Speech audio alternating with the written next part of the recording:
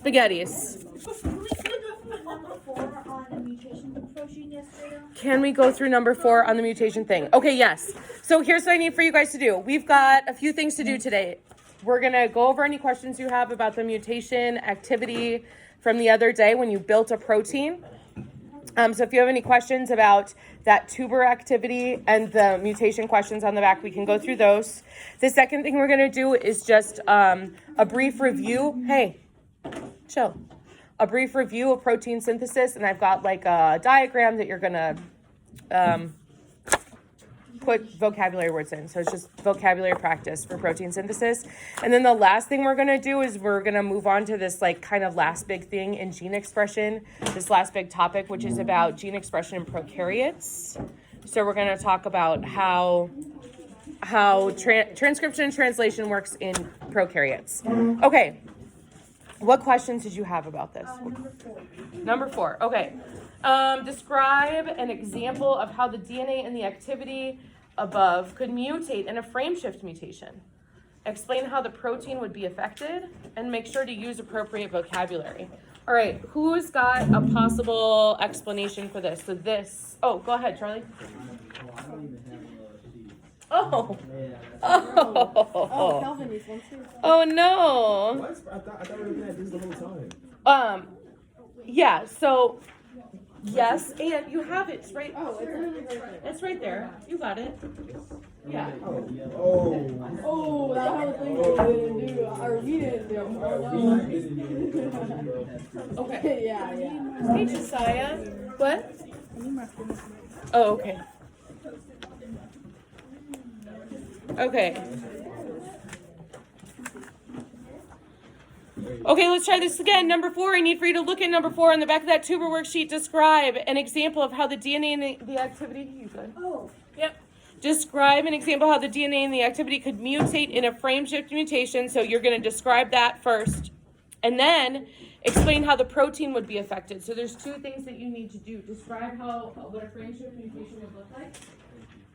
Yeah. Tess, what you got? So I think that for the tape roll activity that we did, a frameshift mutation would mean that we would put a new piece of tape, like whatever color, it doesn't. Yes. I don't know for sure which one, but whatever one works, and you put it in between 2 of the pieces of the tape that's already on the rod. Mm-hmm. And so then when you insert that, that means that the pieces of tape after that will all have to shift over one. Mm-hmm. And then that would affect the protein by making it different with the different base pairs now. Or not base pairs. Make it different because of what? The amino acids, it would code for different amino acids. Okay, so it might code for different amino acids, which would do what to the protein? Change its function, shape. It could change its shape, which then would most likely change its function, right? Okay, so, and why would a frameshift mutation change the shape? Like, how do you know it would change the shape? Because it would lead to the folding of the, whatever you call it, to like not match up as well. Match up to the active side. No, like when she's talking about like when protein folding happens, like So going from primary. Like the correct folding sequence. Oh. So like how we had yellow and pink matching up, and the greens matching up, and the blues matching up, and then. Right. Would we have the greens and the yellow and pinks matching up anymore if there were a frameshift mutation? No. Would we have the yellow and pinks in the same place? No. Would there be yellows and pinks on here? Maybe not. Maybe not, because why? It's gonna shift. Because the amino acids are coding, it's coding for different amino acids. The amino acids are probably completely different, right? Okay. What else, Sonia? I just wanted to ask a question about that. Yeah. About if you had a frameshift mutation that caused the stop codon, Uh-huh. so everything shifted over, Uh-huh. what would happen if there was no stop codon? Great question. What would happen if there's no stop codon? Can anyone take a guess? What would happen if there's no stop codon? What would continue? The amino acid or the protein. Yeah, it would get really big. Okay, so the protein would continue building until what? It ran out of, not amino acids. It ran out of mRNA, right? So when the mRNA moving through the ribosome ran out, that's when the protein would stop. But it's not actually negative. Like, is there a negative impact of having a frame shift mutation that causes it to not stop where it should? What do you think? What could happen? Could another protein not be made because there would be no more mRNA? Well, it depends on like where the mutation happened. Did the mutation happen during transcription? Yes? Or did the mutation happen during DNA or in the DNA? During transcription. Okay, so if the mutation happened during transcription, then you have a frame shift mutation in the mRNA, right? And then what happens? Like you have a longer protein. But is that longer protein more important, or is it the fact that all of the amino acids are different? Probably the different amino acids. And like the extra amino acids at the end aren't going to help anything. But So it doesn't really matter if there's no stop codon, other than the fact that all the other impacts cause it to, yeah, I mean, to change protein function. yeah, I would say if there's a frame shift mutation, it matters less that there's not a stop codon, and it matters more that all of those amino acids are different. Yeah. So if there is no end codon or whatever, is it like the protein will keep on getting bigger and bigger? Yes, until the There is amino a acid runs end out. codon. Does that make sense? Okay. Right, because, so I can show you on this diagram that we were working on the other day.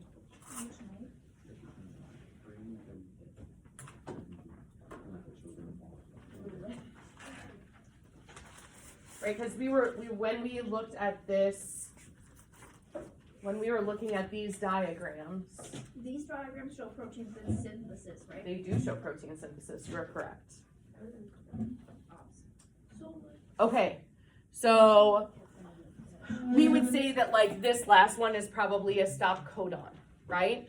And then there's what's after the stop codon? What gets put on this mRNA? There's mRNA processing, what gets put on the mRNA at the end? And that stops the thing in the cytoplasm from destroying. Well, yeah, so that's like what is that? the GCAP or the The GCAP is over here, and the what? The poly A tail is over here. Yeah, the A.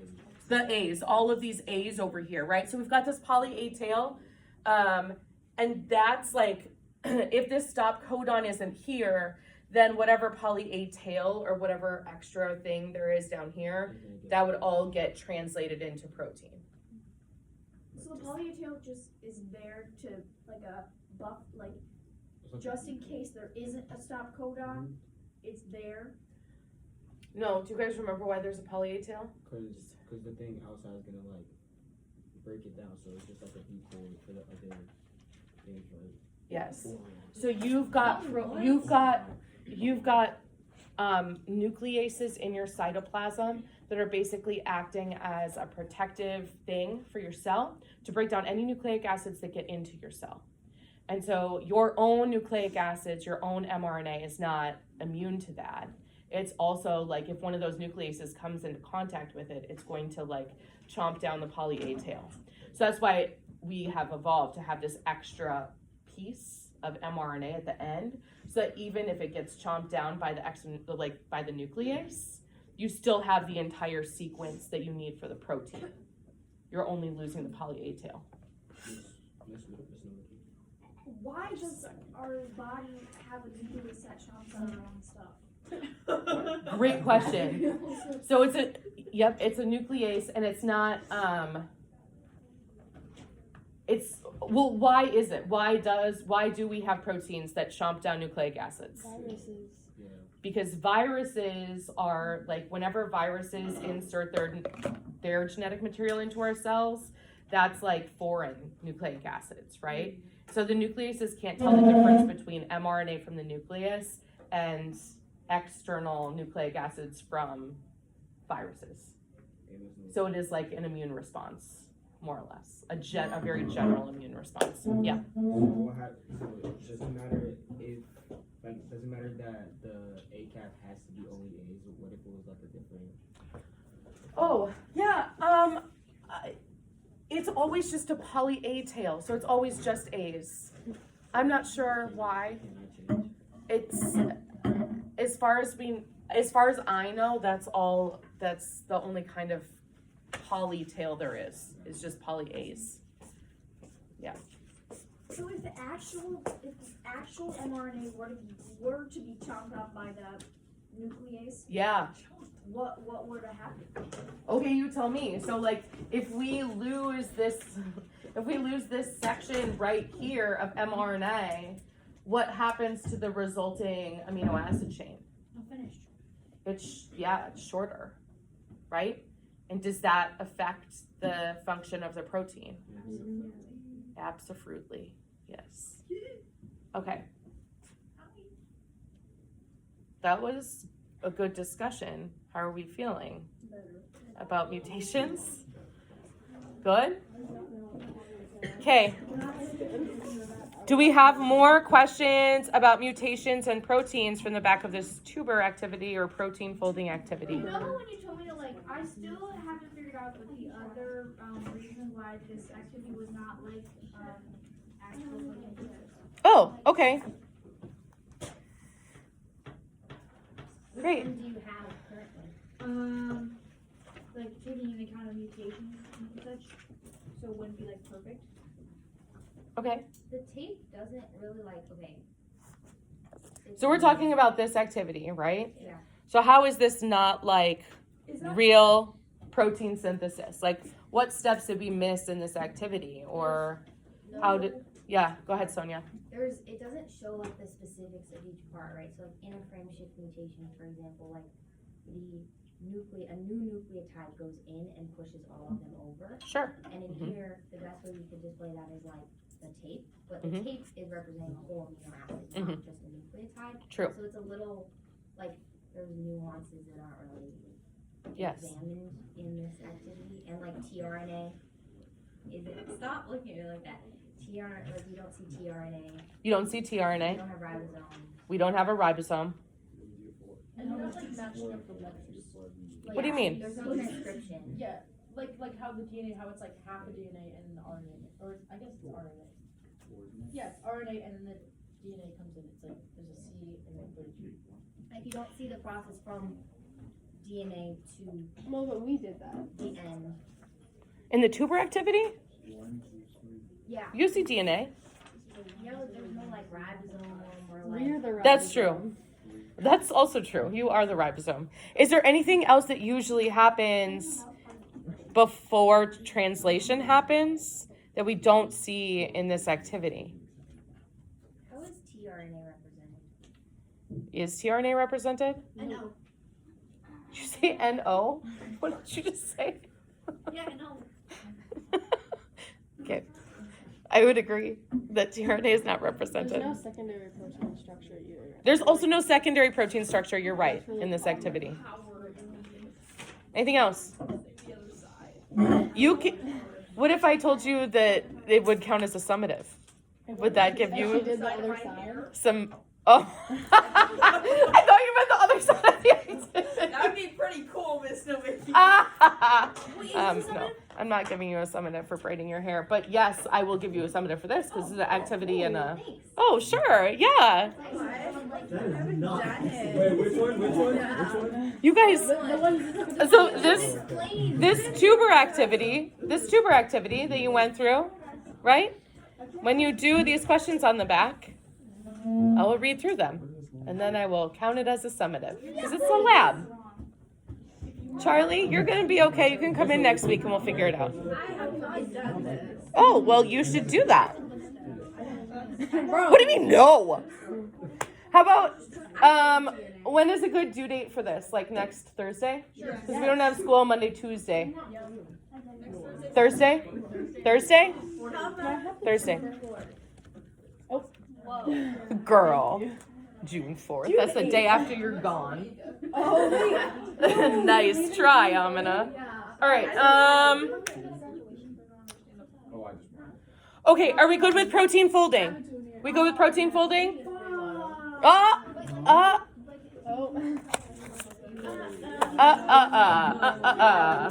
Okay. Glue this into your next empty page. It's a little protein synthesis diagram. Try your hand at figuring out what vocabulary goes in each of these boxes. What? I don't know. What are you saying? The letters like the A, U, like those are nucleotides and they like form to make the protein. Hold on. You okay? I think I try to be. Oh wow. How much you hate the class is based on, right? Yes. Oh, I see. Does that just evolve like organically? Oh my gosh. Okay. You are taking a look at this diagram right here and you are trying to fill in every single box. We're doing a booklet? I'm gonna give you about Who's looking? We're doing a booklet? what? Is that what you said? No. Sounds so Do you want to do a I booklet? want to do a booklet. Oh, that would be fun. I'll find one. We haven't done a booklet in this class. That's true. Oh my god. We should do All a right. fishing game kit. I'm so. No, No, I'm fun. bro, Locking in. All right. You got 5 minutes to fill in as many of these blank spaces on this diagram as you can, and then we'll go over them together. I want to do it in pen, but what if I'm wrong? Then you can cross it out. It's okay. Go back and do it in pen when you're sure. You can also do that. I bet some of them you can be sure on. I believe in you.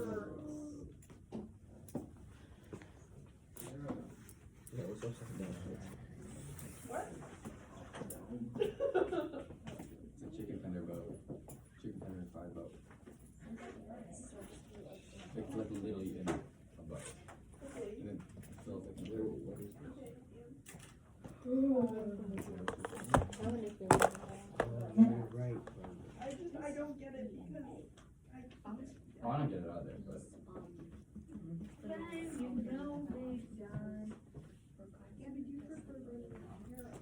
other people braiding my own hair hurts everything in my whole life. I've never been as ouch as I am when I braid my own hair. Why do you do it? Because nobody else does it as good. Well, you could just put it up in a That's just ponytail. Label the things as well. Wait, is it the TR in I there? guess pole vault is labeling. Yes, you're labeling the diagram. I think so. But we're also labeling the, I don't freaking know. I'm the just braiding it. what is it called? It's probably wrong, but you know. I don't know. Or I don't know. Man. Don't tell me. This is just a diagram. I said this is diagram. Make reactions. Like whatever. What?